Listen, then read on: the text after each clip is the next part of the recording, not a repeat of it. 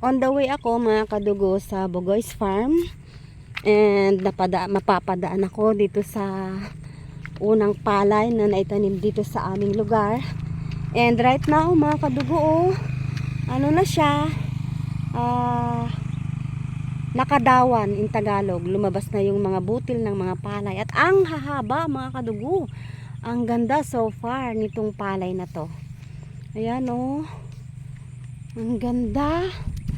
Ang hahaba ng mga ano niya oh, palay niya oh. Wow. Good. Thank you Lord. It's Tuesday ngayon mga kadugo.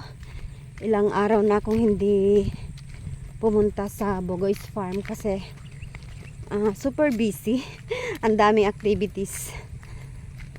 Kailangan tignan ko yung mga tanim namin na saging. Ayan. Ay.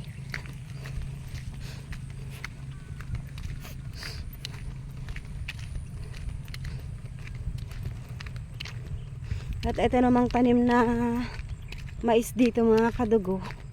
Ay ang lalaki din ng bunga. Isa ang may-ari nung palay na yun mga kadugo. Tsaka ito. Tinanan nila ng mais dahil mahirap patubigan. Ang lalaki mga kadugo oh. Ng bunga niya oh. See? Oh. Ang lalaki. Ang gaganda. Oh, yan oh. Wow. Good. Another. Thank you Lord.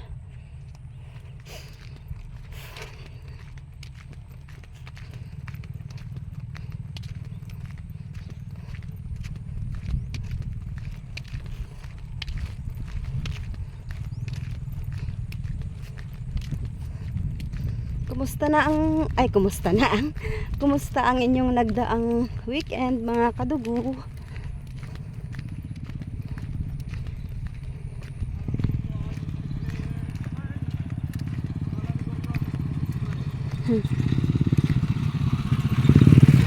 Hello. Tanghali na mga kadugo. 10 o'clock na ay 9 pala ng umaga. Bibisita lang ako, wala akong gagawin. Titignan ko lang kung after how many days ano na ang standing ng ating mga tanim na lakatan dito sa Bugoy's Farm. Here I am Lord, mga kadugo, dito sa Bugoy's Farm. Ito yung mga tanim pala ng kapatid kong bunso, yung may-ari nitong farm, itong mga sitaw na taba mga kadugo. Yan o, mga tanim niya.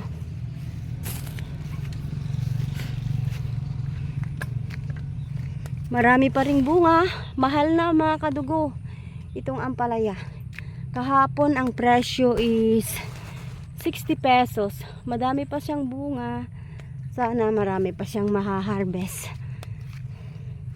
Ang dami mga kadugo. Marami pa rin. Bakit parang madilim itong cellphone ko? Marami pa. Marami pa siyang maaani. Yumuyo ko tayo kasi may mga triles. Ayan mga kadugo. So far so good.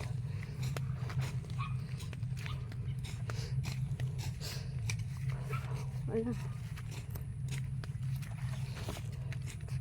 Oh, marami pa rin ang bunga ng kanyang ampalaya.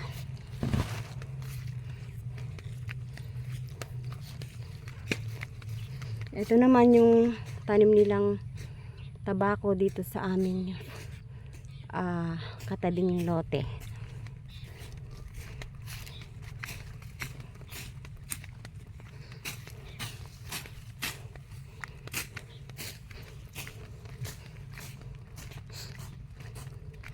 Maraming kangkong dito mga kadugo.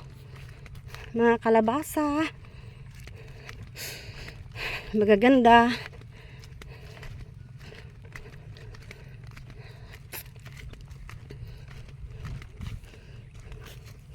Tignan natin mga kamote malapit ng mag-ano. mayabong na ang kanilang mga baging. Ito yung second, ay doon tayo.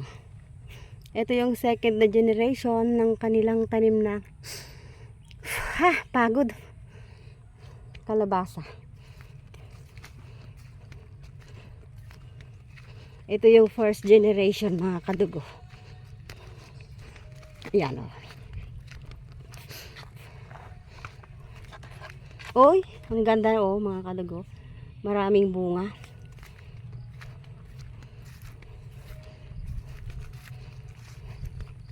Ayan, habang nagbibisita tayo mga kadugo, alisin natin yung mga, ayan o, bunga-bunga, dahon ng saging na tuyo na. Pagod ako mga kadugo. Ayan, mayroon ginawang asawa ko mga kadugo na kumpay. Para, ayan, mayroon siyang tawag dito, mahabang kamay, yan. Para maabot ko yung matataas na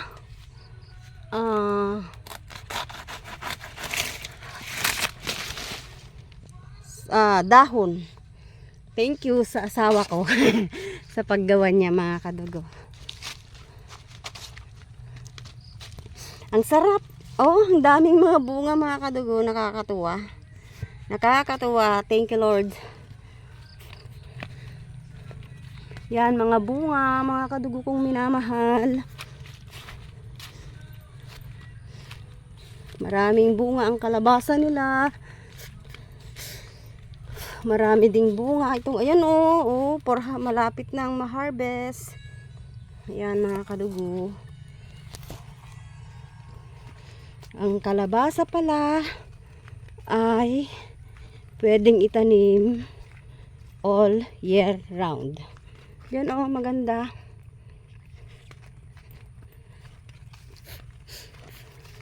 Daming bunga mga kadugo. Lahat may bunga na ay lahat. Halos lahat pala. Yan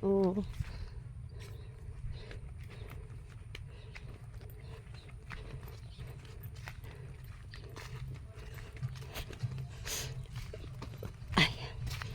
Mga bunga.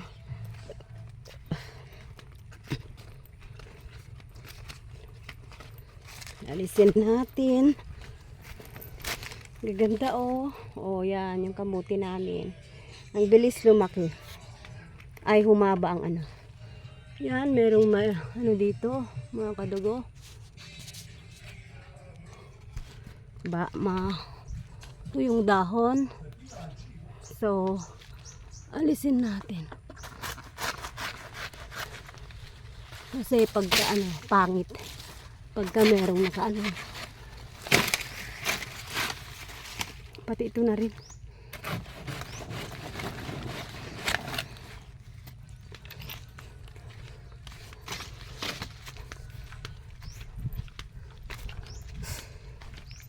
So ayan, alisin naman natin itong puso.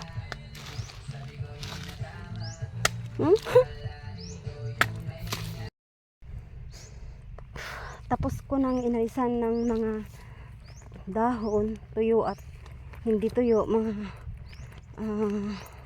kadugo, itong mga tanim namin na lakatan. And time check po tayo. It's 11 in the morning. Uuwi na ako. Mga nakakapanood dati at baguhan dito sa aking YouTube channel, thank you. God bless you more. Nakakapagod din kahit mag-alis lang ng dahon mga kadugo. Have a blessed day mga kadugo. Ingat po tayo palagi.